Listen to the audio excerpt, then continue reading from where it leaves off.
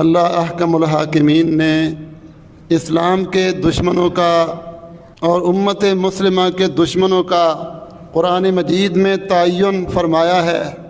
3 قوموں کو اللہ احکم الحاکمین نے امت مسلمہ کا بدترین دشمن قرار دیا ہے۔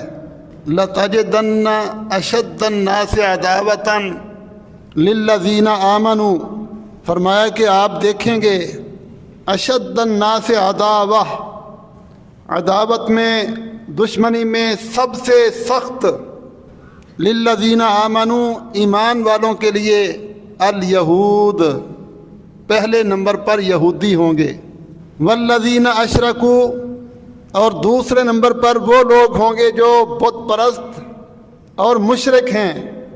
اور آج روئے زمین پر سب سے گندے اور پلید مشرک کروڑوں بتوں کے پجاری ہندو ہیں، اور ان مشرکوں کو اللہ احکم الحاکمین نے دوسرا بڑا دشمن قرار دیا ہے امت مسلمہ کا۔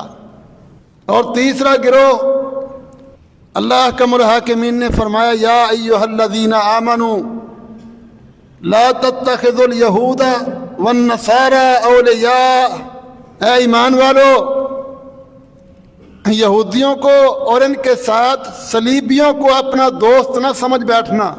تو یہ 3 قومیں ہیں جن کو اللہ احکم الحاکمین نے قرآن مجید میں امت مسلمہ کا دشمن قرار دیا ہے۔